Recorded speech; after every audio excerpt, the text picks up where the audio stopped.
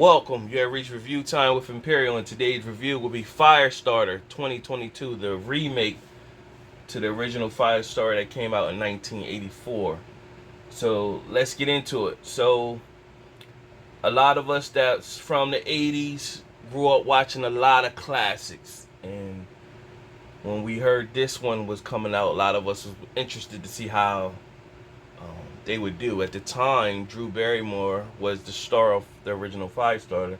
She was a little girl, and now she's still um, alive, of course, and well, doing movies still. And this would have been a great opportunity for them to bring her back in this film. I don't understand why they decided not to go that route and just to remake it. That and don't get it. Well, then they took her name and everything, so I thought maybe they could come back, but nah, I don't. They missed. That was a real missed opportunity. Nevertheless, let's go over the cast. You got Zac Efron. He plays as Andy McGee. You have Ryan Kiera Armstrong plays as Charlie McGee. Sidney Lemon plays as Vicky McGee. Kurtwood Smith, he plays as Dr. Joseph Wangless. He played in RoboCop back in the 80s. John Beasley plays as Irv Manders. Then you have Michael Greyes plays as Rainbird. And then you have Gloria Rubin plays as Captain Hollister. So the story picks up with they're on the run. They've been moving from town to town. And Charlie is going from school to school. She is aware of her powers. Andy, he pretty much runs like he uses his powers to help people with their mentals, and he gets paid straight out of cash, and that's how they're maneuvering under the radar. So his powers are, of course, telepathy, and the wife's power, she can make objects move. Of course, Charlie is fire, but she doesn't have control. Now the mom has been trying to tell uh, Andy to teach her her powers. He don't want to do it because he know that uh, how devious she could become. But she has a mixture of all of their powers. So she got her fire, his telepathy, and her mom's being able to move objects. So she got all the powers all in one. And the mom is telling him to teach her because he has the mental capacity to, if she goes off, he can control her mind to calm down. So nevertheless, she's getting bullied in school, and she's trying to learn how to control it. So one of the days she's in school and she's getting bullied, and she ran in the bathroom. The teacher went in the bathroom to pretty much see if she was okay, and all of a sudden the bathroom started getting hot, of course, and I guess her father told her to turn on water and to help her calm, but nevertheless she couldn't control it, so she blew the doors off the bathroom, and it exploded. So they came and basically just took it as she did some destruction, being a mischievous kid. Meanwhile, that set the alerts off to Captain Hollister and her crew to tap in to see if this is her. Meanwhile, she activated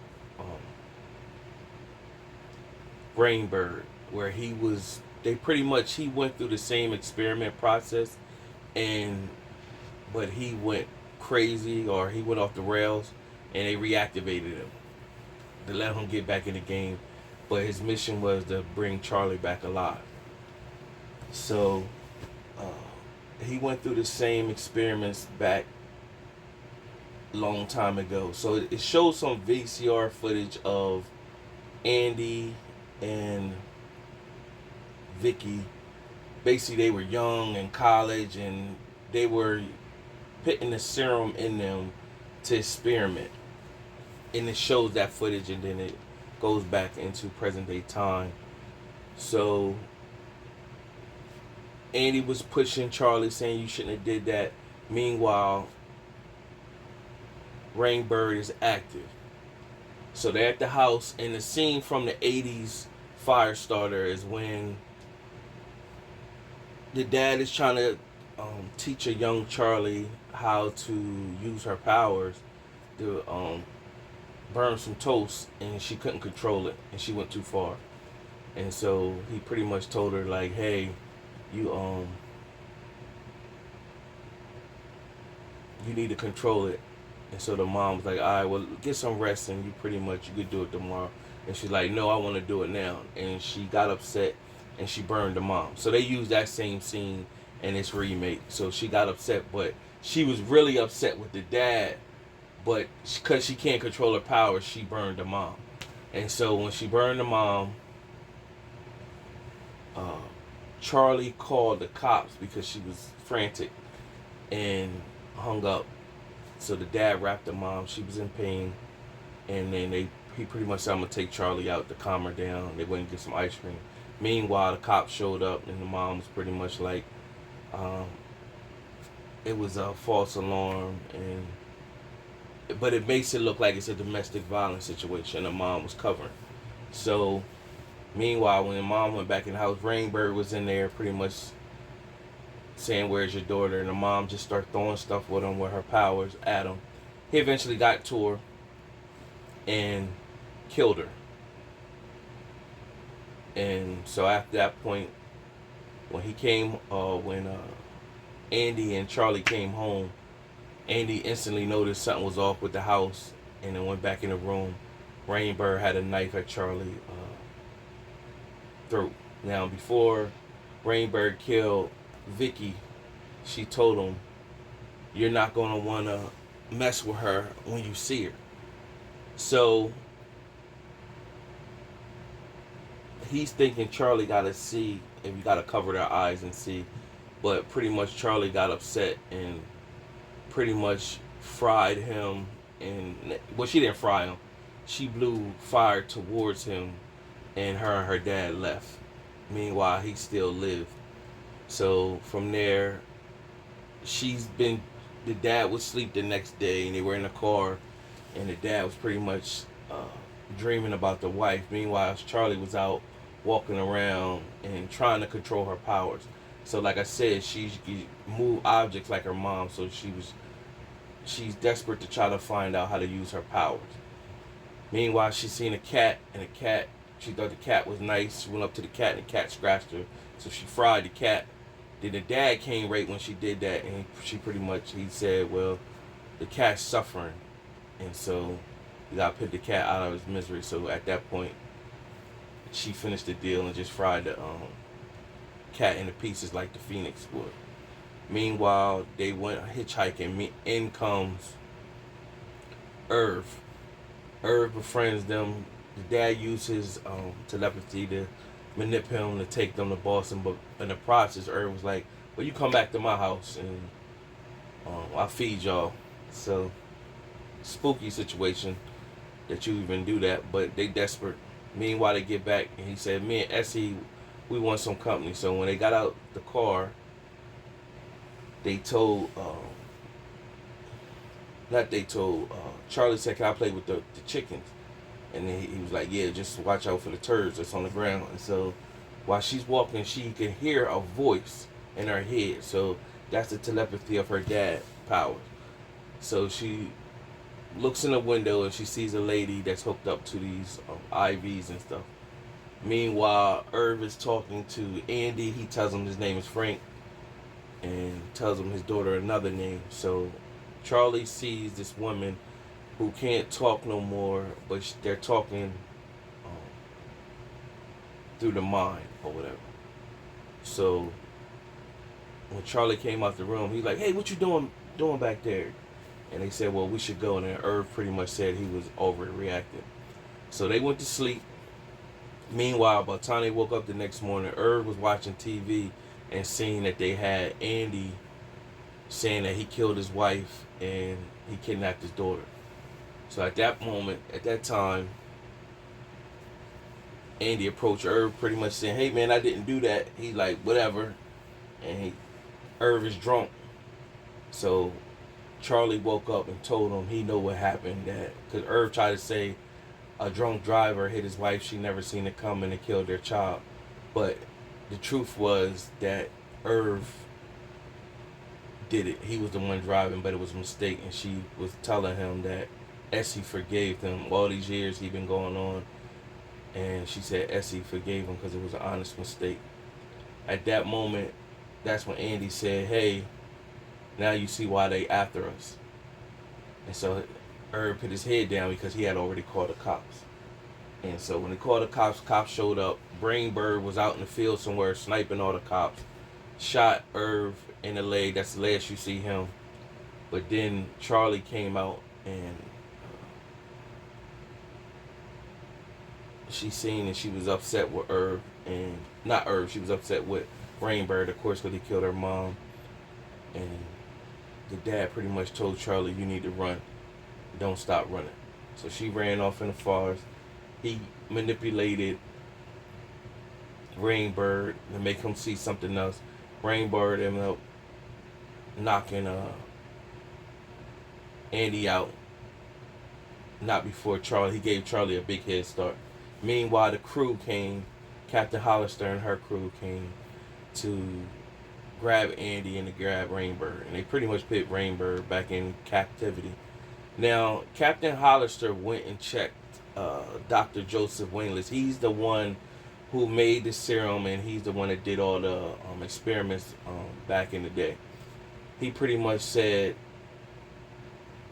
as her powers get stronger, at some point you ain't gonna be able to control her. It's best to terminate her now because she'd be able to make an atomic nuclear bomb with her mind or whatever. So, of course, Captain Hollister didn't listen, and that's the last you seen of Dr. Wingless. And now it shows Rainbird and Andy in this facility called DSL, the main facility. And it shows Charlie in the forest. Now she's practicing walking through the forest on her own with power. So this is where the downside of the movie starts to come. This movie was about an hour and 30 minutes. It could have been, they missed a lot of opportunities. It could have been better. Could have been longer, and they could have did more with the film. Nevertheless, she worked on her powers, and it just showed her full throttle.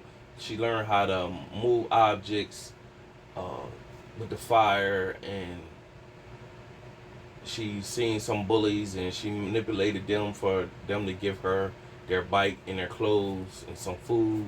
She arrived at the facility, and she pretty much it just showed her piece by piece using her fires. They could start to see her on the security camera, and then she was just burning people up, killing people. And then she finally got to her dad. The captain came out, was next to the dad, pretty much told her, "If you kill me, you're gonna kill your dad." And the dad pretty much said, "Charlie, I know I made you promise you won't hurt nobody, but you need to burn this all down." Now, before that, it showed the captain meet with Rainbird, and Rainbird's like on some spiritual tip. He pretty much, she's like, "You failed me. You getting rusty now." What Captain Hollister and their crew did, they made these they got these contact lenses that stop them from being able to be manipulated with others that got those powers. So Charlie powers is different because she don't need to look in your eyes and stuff like that. But Rainbird said she has a connection with her father. She's gonna come for him. And then Captain Hollister pretty much said, if she comes for him, she gonna kill you. He said, "Well, that's my fate." So when Charlie went in the facility and back to her dad, said, "Charlie, basically you gotta burn this whole part. You gotta burn this whole place down and kill me as well." And so he zoned in, used his power to tell Charlie to go full throttle, and she did. Of course, she fried the Captain Hollister, fried her dad as well. She went nuclear, and just like the old remake, just blowing everything down. And then it got to a moment where some guys had like some special suits that protected them from getting burned. And then she kind of, you can see where she drained her energy, and that's when Rainbird because she unlocked all the um, people who were captives in those rooms, and Rainbird got released, and he pretty much shot those men down, and he bowed to her, basically accepting his fate. And she started the smoking, but she was going to set him on fire. But then she looked in the mirror, and then she stopped, and she let him live. And she pretty much after that point just was blowing everything up, explosion, and walked out to like what you would say was the ocean. And then she dropped to her knees. Rainbird came, put his hand out. She took his hand, and then he picked her up. He started walking the beach with her, and then that's how it ended. And you could tell she fell asleep or whatever because her arms pretty much dropped. Missed opportunity. It's just terrible that you could say they could try to do a part 2 of this because it's a lot of holes still left, and then you got Dr. Wingless who still had one little scene.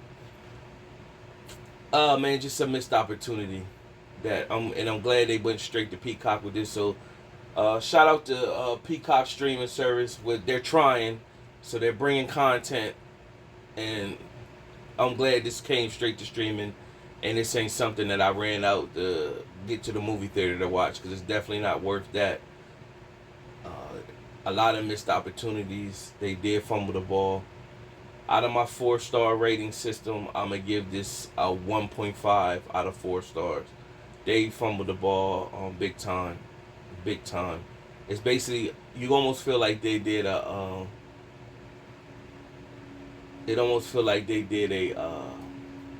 money grab just because of the original.